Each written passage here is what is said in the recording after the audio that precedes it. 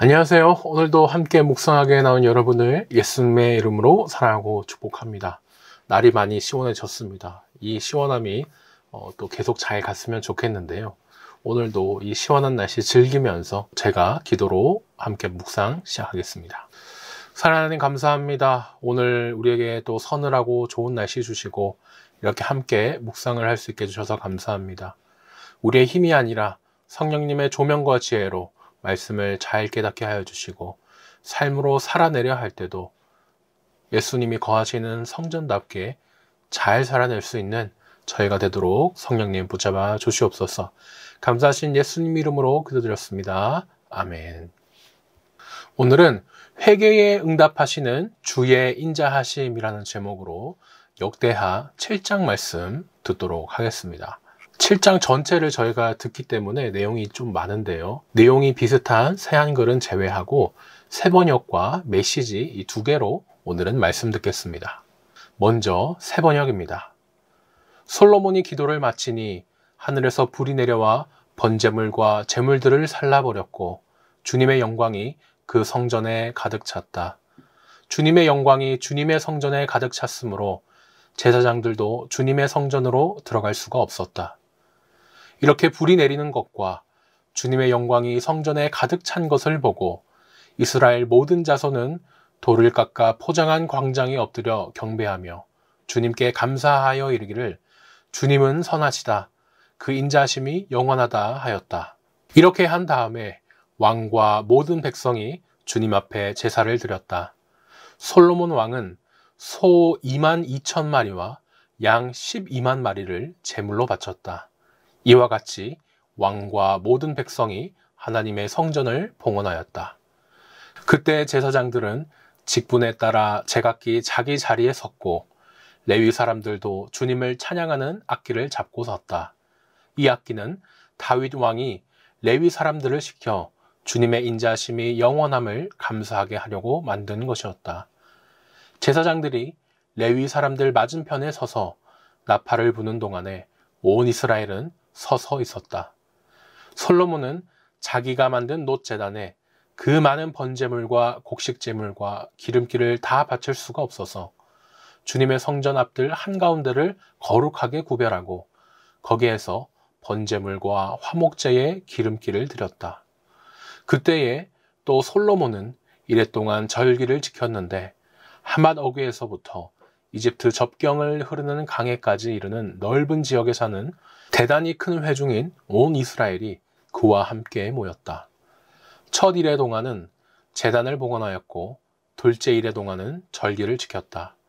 그리고 여드레째 되는 날 마감 성회를 열었다. 왕이 백성들을 그들의 장막으로 돌려보낸 것은 일곱째 달 23일이었다. 백성은 주님께서 다윗과 솔로몬과 주님의 백성 이스라엘에게 내리신 은혜 때문에 진심으로 기뻐하며 흐뭇된 마음으로 돌아갔다. 솔로몬은 주님의 성전과 왕궁을 다짓고 주님의 성전과 그의 왕궁에 대하여 그가 마음속으로 하고자 한 모든 것을 성공적으로 다 이루었다. 그때 주님께서 밤에 솔로몬에게 나타나셔서 말씀하셨다. 내가 이제 네 기도를 듣고 이곳을 택하여 내가 제사를 받는 성전으로 삼았다. 들어라. 내가 하늘을 닫고 비를 내리지 아니하거나 메뚜기를 시켜 땅을 황폐하게 하거나 나의 백성 가운데 연병이 돌게 할 때에 내 이름으로 일컫는 나의 백성이 스스로 겸손해져서 기도하며 나를 찾고 악한 길에서 떠나면 내가 하늘에서 듣고 그 죄를 용서하여 주며 그 땅을 다시 번영시켜 주겠다. 이제 이곳에서 드리는 기도를 내가 눈을 뜨고 살필 것이며 귀담아 듣겠다. 내가 이제 내 이름이 이 성전에 길이길이 머물게 하려고 이 성전을 선택하여 거룩하게 하였으니 내 눈길과 마음이 항상 이곳에 있을 것이다. 너는 내 앞에서 네 아버지 다윗처럼 살아라. 그래서 내가 네게 명한 것을 실천하고 내가 네게 준 율법과 규례를 지켜라. 그러면 내가 네 아버지 다윗에게 네 자손 가운데서 이스라엘을 다스릴 사람이 끊어지지 않게 하겠다 하고 언약한 대로 네 나라의 왕좌를 튼튼하게 해주겠다. 그러나 너희가 마음이 변하여 내가 너희에게 일러준 나의 율례와 계명을 버리고 다른 신들을 섬겨 숭배하면 비록 내가 이 땅을 너희에게 주었지만 내가 너희를 여기에서 뿌리채 뽑아버리고 비록 내가 내 이름을 위하여 이 성전을 거룩하게 구별하였지만 이 성전도 내가 버리겠다. 그러면 너희는 모든 민족 사이에서 한낱 속담거리가 되고 웃음거리가 되고 말 것이다. 이 성전이 지금은 존귀하지만 그때가 되면 이리로 지나가는 사람들마다 놀라서 어찌하여 주님께서 이 땅과 이 성전을 이렇게 되게 하셨을까 하고 탄식할 것이다. 그러면서 그들은 이스라엘 백성이 자기들을 이집트 땅으로부터 이끌어내신 주 자기 조상의 하나님을 버리고 다른 신들에게 미혹되어 그 신들에게 절하며 그 신들을 섬겼으므로 주님께서 이 온갖 재앙을 내리셨다 하고 말할 것이다. 아멘. 마지막 메시지입니다. 솔로몬이 기도를 마치자 하늘에서 번갯불이 일어 번제물과 제물 위에 내리쳤고 하나님의 영광이 성전에 가득 찼다. 그 영광이 성전에 가득 차서 제사장들이 성전 안에 들어갈 수 없었다. 하나님께서 성전을 가득 채우셨으므로 제사장들이 들어설 수 없었다. 하늘에서 불이 내리고 하나님의 영광이 성전에 가득한 것을 보고 온 이스라엘이 무릎 꿇고 엎드려 예배하며 하나님께 감사를 드렸다. 하나님은 선하시다. 그분의 사랑은 끝이 없으시다. 그 후에 왕과 온 이스라엘이 하나님께 제사를 드리며 예배했다. 솔로몬 왕은 성전 봉헌식에서 소 22,000마리, 양 12만 마리를 제물로 바쳤다. 제사장들은 맡은 일에 따라 모두 제자리에 섰고 다윗이 하나님을 높이는 사랑의 찬송을 노래하고 연주하도록 준비한 레위인 찬양대와 악기 연주자들도 모두 함께 있었다. 맞은편 뜰에서는 제사장들이 나팔을 불었다. 이스라엘 백성은 모두 서 있었다. 솔로몬은 하나님의 성전 앞뜰 한가운데를 거룩한 장소로 구별하고 거기서 번제물과 곡식제물, 화목제물에 지방을 맞췄다. 청동제단은 너무 작아서 이 모든 제물을 다 바칠 수 없었기 때문이다. 이렇게 솔로몬은 큰 가을 절기인 초막절을 지켰다. 북동쪽 끝, 하맛 입구에서부터 남서쪽 끝, 이집트 시내에 이르는 지역에 사는 백성이 7일 동안 모여 큰 회중을 이루었다.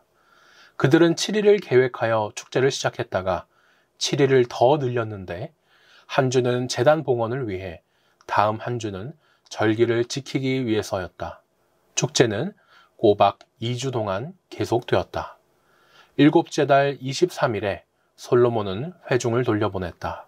그들은 하나님께서 다윗과 솔로몬과 그분의 백성 이스라엘에게 베푸신 모든 선한 일을 기뻐하며 돌아갔다.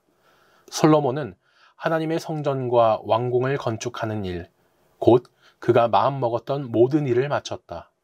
모든 것이 성공적으로 끝났고 만족스러웠다. 밤에 하나님께서 솔로몬에게 나타나 말씀하셨다. 내가 네 기도를 듣고 이곳을 제사드리는 성전이요 예배하는 집으로 택했다.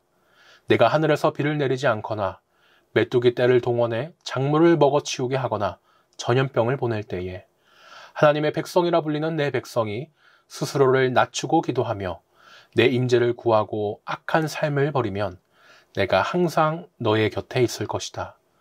내가 하늘에서 듣고 그들의 죄를 용서하며 그들의 땅을 회복시켜 줄 것이다. 이제부터 나는 이곳에서 드리는 기도에 밤낮 귀를 기울일 것이다. 나는 네가 지은 이 성전을 택하여 거룩하게 했다. 이제 내 이름이 그 위에 영원히 새겨졌으니 내 눈이 그 위에, 내 마음이 그 안에 언제나 머물 것이다. 네가 네 아버지 다윗처럼 순전한 마음으로 내 앞에서 행하고 내가 정해준 삶을 따라 살며 내 가르침과 판단에 주의하여 순종하면 이스라엘을 다스리는 너의 왕권이 든든한 기초 위에 서게 될 것이다. 네 아버지 다윗에게 언약으로 보증했던 것처럼 네게도 이것을 보증하겠다. 이스라엘의 왕위에서 네 자손이 항상 끊이지 않을 것이다. 그러나 너와 네 자손이 내게 반역하고 내 가르침과 판단을 무시하며 이방 신들과 어울리면서 그것들을 섬기고 예배하면 그때에는 이 보증이 무효가 될 것이다. 나는 이스라엘을 멸하고 내 이름을 높이도록 거룩하게 구별한 이 성전에서 등을 돌릴 것이다. 그러면 이스라엘은 세상 민족들 사이에서 흉한 농담거리가 되고 말 것이다. 지금은 이렇게 훌륭한 이 성전도 비웃음거리가 되고 말 것이다. 지나가는 사람들이 고개를 저으며 이게 어찌 된 일인가? 어쩌다가 이렇게 망해버렸는가? 하고 물을 것이다. 그러면 그들은 이런 답을 듣게 될 것이다. 한때 여기 살던 민족은 그들의 하나님, 곧 그들 조상을 이집트에서 구해낸 하나님께 반역했다. 그들은 이방신과 어울리며 그것들을 예배하고 섬겼다. 그래서 하나님께서 이렇게 폐허로 만들어 버린 것이다. 아멘. 네, 지금까지 저희가 오늘 본문 말씀을 들었습니다. 이번 주일에 솔로몬이 하나님의 성전을 다 짓고 이 모든 사람을 불러서 성전 봉헌 예배를 드렸었습니다. 5장 말씀이었는데요. 솔로몬이 그렇게 이제 기도한 기도 제목 7가지를 6장에서 살펴봤습니다. 오늘은 7장 말씀인데요. 기도를 들으신 하나님께서 이제 하늘에 불을 내려주셔가지고 성전의 제물을 태워버리십니다. 번제는 원래 모든 걸 태워서 드리는 제사이기 때문에 뭐 하나님이 마음에 안 드셔서 다 태워버리셨다. 그건 아니죠. 오히려 불로 제물을 태워야 되는 제사에서 하나님이 불을 내려주신 겁니다. 하나님은요, 여러 번 불을 내려 응답해 주셨어요. 솔로몬 전에는 이제 여부스 타작 마당에서 다윗이 이제 드린 그 회개의 제사에 응답해 주셨고, 솔로몬 후에는 엘리야가 이방 제사장과 맞설 때 갈멜산에서 불을 내려가지고 응답해 주셨습니다. 지금 신약시대에는 또 성령의 불을 이렇게 하나님이 내려주셨죠. 하나님이 예배를 기쁘게 받아주시고 또 우리와 함께 해주실 때 이 불을 내려주신다는 거 저희가 늘 확인할 수 있습니다.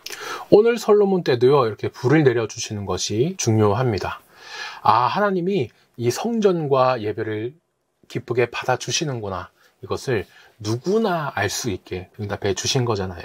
그렇기 때문에 사람들은 이제 하나님을 찬양했고 하나님은 그 찬양을 받아주셨습니다. 큰 1번입니다. 1절에서 10절까지를 보니 솔로몬 왕과 모든 백성이 성전을 하나님께 드립니다. 성전에 하나님의 영광이 가득한 것을 본 이스라엘 백성들은 무엇이라고 말합니까? 3절을 보니 선하시도다. 하나님의 인자하심이 영원하도다 라고 말합니다. 이 고백은요, 역대기에서 아주 중요한 순간마다 여러 번 나옵니다. 다윗이 언약궤를 다윗성으로 가져올 때도 같은 고백을 했고요. 솔로몬이 언약궤를 성전으로 옮겨올 때도 같은 고백을 했습니다. 그리고 오늘 성전을 하나님께 드리는 이 봉헌의 순간에도 고백을 하고 있어요. 성경이 이렇게 중요한 내용을 반복으로 표현한다는 거 저희가 많이 들어서 알고 계실 텐데요. 성령님께서 이 역대기를 기록하게 하실 때 이 가장 중요하게 말하고 싶었던 내용이 이것이구나. 하나님이 선하시고 하나님의 인자하심은 언제나 변함없이 영원하다라는 그 사실입니다. 바빌론 포로에서 돌아와서 이 역대기 말씀을 듣고 있는 백성들이 있는데 백성들에게 너무나 필요하고 위로되는 말씀이죠. 선하다 이 말은 원어로 보면 좋다라는 것 말씀드렸습니다. 사람이 보기에 좋은 게 아니고 하나님 보시기에 좋은 것, 우리가 보기에는 좋아 보이지 않을 수도 있지만 하나님 보시기에 좋은 것이 다 선입니다.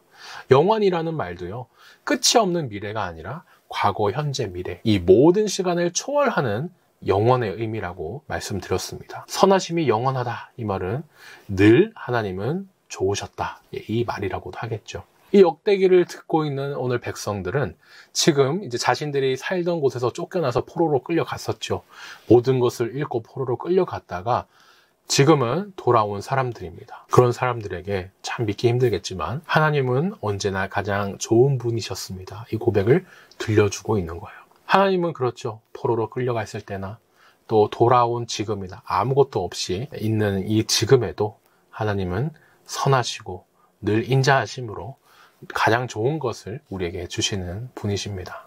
2번입니다. 레위 사람들이 연주한 악기가 만들어진 목적은 무엇입니까? 6절을 보니 다윗 왕이 감사 찬양하며 여호와의 인자하심이 영원함을 찬송하려는 그 목적으로 악기를 만들었습니다. 세종대왕께서 나라의 음악을 발전시켰다는 사실 이제 너무나 다들 잘 알고 계실 텐데요. 나라를 다스리기에도 바쁘셨을 텐데 야, 어떻게 음악까지 신경 쓰셨나. 참 대단하신 분이라고 생각을 합니다. 하지만 사실은요, 이 음악은 나라의 여러 행사에서 쓰입니다. 그래서 나라의 기강을 세우는 것과 또 연관이 돼 있었기 때문에 이제 세종대왕께서 그렇게 음악까지 발전시킨 것이죠. 뭐 더 나아가서는 이제 농민들의 농사를 위한 노동요, 군화까지 정리를 하면서 일반 백성의 군대까지 바로 세우려고 하셨던 것입니다. 오늘 다윗도 비슷합니다. 아니, 오히려 하나님 예배를 위해 이 악기를 만들었기 때문에 더 대단하다고 하겠죠. 다윗 스스로는요, 이 하프를 연주했던 연주자이기도 했습니다. 찬양 사역자라고도 또 할 수 있겠는데, 그런데 그런 다윗이 혼자 막 음악을 즐기려고 악기를 만들지는 않았겠죠. 하나님을 찬양하려는 가장 뛰어난 의도로 특별히 악기를 이제 만들게 했습니다. 이렇게 음악 또한 하나님이 얼마나 좋은 분이신지, 선한지 그것을 깨닫게 하려고 사용한 거예요. 역대기에서는요, 이 성전이 아무리 크고 웅장했는지를 별로 강조하지 않습니다. 찬양에 있어서도 뭐 화려한 오케스트라, 뭐 큰 성가대, 뭐 이런 규모를 뽐내지도 않죠. 현대 많은 교회들이 가사를 생각하면서 막 마음으로 찬양을 드리기보다 화려한 뭐 이런 것으로 자신의 또 실력을 뽐내는 콘서트장 비슷하게 찬양 시간이 되어버리는 위험에 빠지곤 합니다. 새로운 찬양을 소개하는데 너무 급급해서 함께 부르는 이 찬양보다 그냥 구경하는 찬양이 또 되어버리기도 하는데 참 이제 아쉬운 모습이죠. 오늘 저희는 이제 본문 말씀을 보면서 이 악기들을 왜 만들었을까 생각을 해봅니다.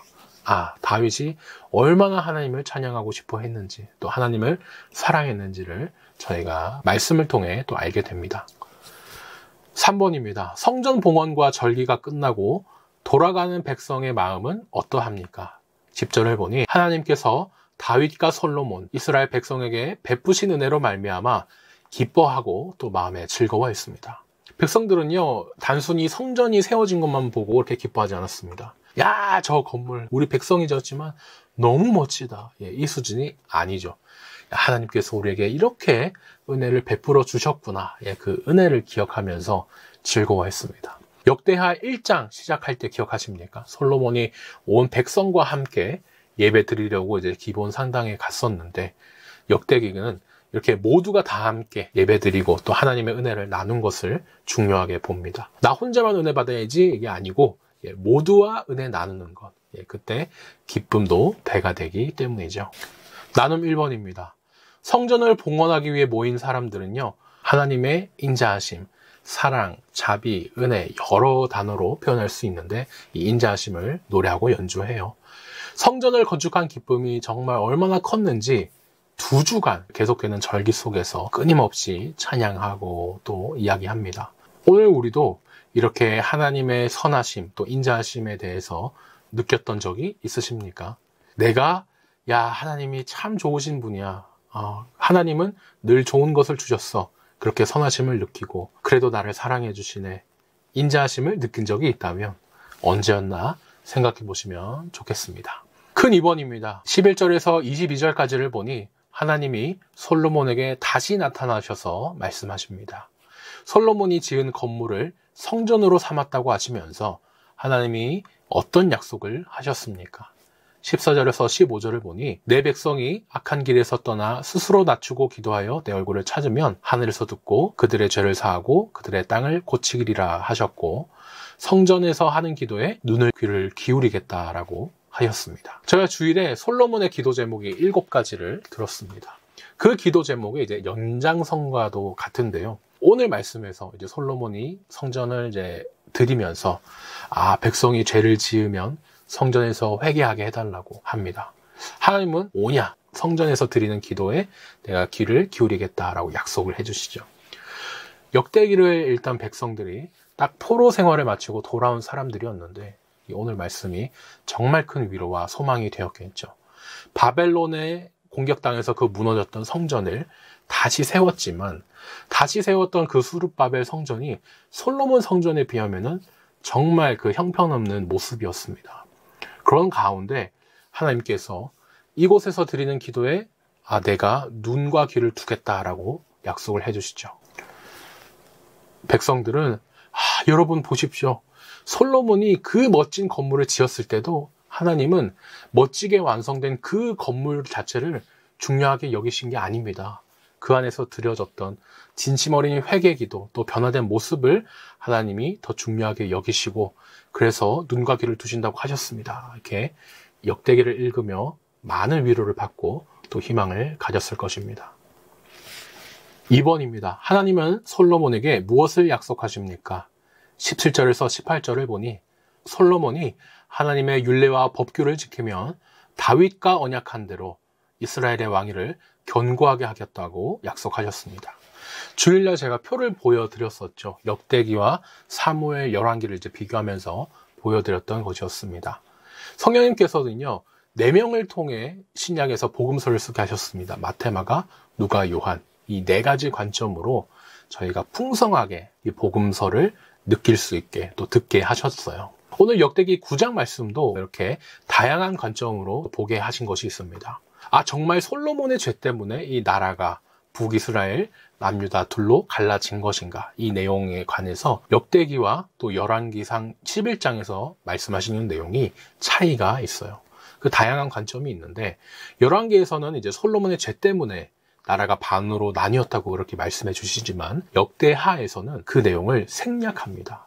일부러 그 내용을 빼신 것이죠. 역대기가 히브리어 성경에는 이제 구약 제일 마지막에 구약 총정리처럼 되어 있다라고 제가 말씀을 드렸는데요. 총정리다 보니까 누구나 아는 사실은 이제 생략을 한 것이기도 합니다. 그러면서 또 역대기 자체로 여기에 더 중요하게 말하고자 하는 바가 있었던 것이죠. 뭐냐면 자칫하면 부모 세대의 죄로 자녀 세대가 계속 벌을 받는다 이런 식으로 잘못 생각할 수도 있기 때문에 이 신앙에서의 균형을 맞춥니다. 역대기에서는 그래서 왜 나라가 반으로 나뉘게 됐냐 이 설명을 아버지 솔로몬의 죄가 아니고 당시 왕이었던 아들 르호보암의 자기 죄 때문이다 라고 이렇게 말씀을 하세요. 우리가 죄를 지어서 포로로 끌려갔다 왔는데 하나님이 우리를 아직도 사랑하실까? 백성들이 고민을 했잖아요. 그런데 거기에 역대기는 하나님의 벌은 자손에까지 미치지 않고 당사자에게만 미친다라고 이제 말씀을 하고 싶으신 겁니다. 이 말씀은요, 아담으로부터 내려오는 그 원죄를 가리킨 것이 아닙니다. 로마서는 아담 한 사람 때문에 들어온 죄가 예수님 한 분으로 우리가 씻겨졌다라고 명확하게 로마서 5장 19절에서 얘기를 하셨거든요.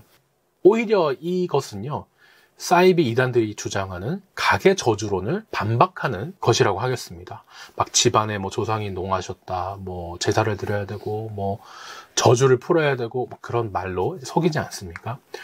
막 그런 속이는 말들, 조상 때문에 저주를 받았다라는 그 말 때문에 스스로를 정죄하다가 막 하나님의 은혜를 보지 못하던 당시 백성들에게 하나님은 하나님의 선하심과 영원한 인자하심을 보게 해주시려는 것이었습니다. 3번입니다. 솔로몬과 이스라엘을 향한 하나님의 경고는 무엇입니까? 19절에서 22절을 보니 하나님의 말씀을 버리고 우상을 섬기면 하나님이 그 땅에서 뿌리 뽑듯이 뽑아서 쫓아내시고 성전을 버리겠다고 경고하십니다. 하나님은 성전을 단순히 멋진 건물이나 자랑거리로 결코 보지 않으십니다. 하나님과 이스라엘 백성을 이어주는 것, 그것이 성전의 가장 중요한 역할로 보였어요. 예배를 드리고 회개할 때 그 죄 때문에 끊어진 하나님과의 관계를 회복시키는 그것이 바로 성전이었어요. 그런데 만약 백성들이 하나님의 말씀을 버리고 다른 신을 따르게 되면 어떻게 됩니까? 그 성전은 아무 쓸모가 없어지죠. 제 역할을 못하는 건물은 이 방해만 될 뿐 오히려 무너지는 게 유익합니다. 괜히 예수님께서 그 타락한 성전을 향해서 화를 내셨던 게 아니죠. 하나님은 성전 자체보다 그 안에서 드려지는 참된 예배와 회개를 더 기뻐하십니다. 오늘 우리도 사람 보기에 좋은 건물, 사람을 막 의식하면서 하는 그런 신앙생활이 아니고 하나님 보시기에 좋은 교회, 하나님 보시기에 좋은 예배, 하나님 보시기에 좋은 그런 신앙생활을 소망했으면 좋겠습니다. 나눔 2번입니다. 성전은 회개하는 백성의 진심과 용서하시는 하나님의 인자하심이 만나는 장소였습니다. 하나님이 죄 지은 백성을 벌 주시더라도 백성이 회개하면 용서하고 고쳐주겠다고 약속을 해주셨죠. 그 약속을 해주신 하나님과 내 죄를 용서해 주신 예수님과 회복해 주신 성령님이 어떻게 그렇게 해주셨는가 생각해 보시면 좋겠습니다. 마지막 기도 제목입니다. 나의 삶에 있어서는 예수님이 성령으로 내 안에 계시면서 내가 바로 성전이 되었습니다. 그 성전됨에 만족하지 않고 내가 예수님이 계신 성전답게 살게 해주세요 라고 기도해 주시고, 또 우리 교회에 있어서는 우리 늘찬양교회가 하나님의 선하심과 인자하심을 늘 찬양하며 기억하게 해주세요 라고 기도해 주시면 되겠습니다. 오늘 묵상은 여기까지입니다. 이번 한 주도 힘내시길 바라면서 건강한 모습으로 우리 주님 부활하신 주일날 뵙겠습니다.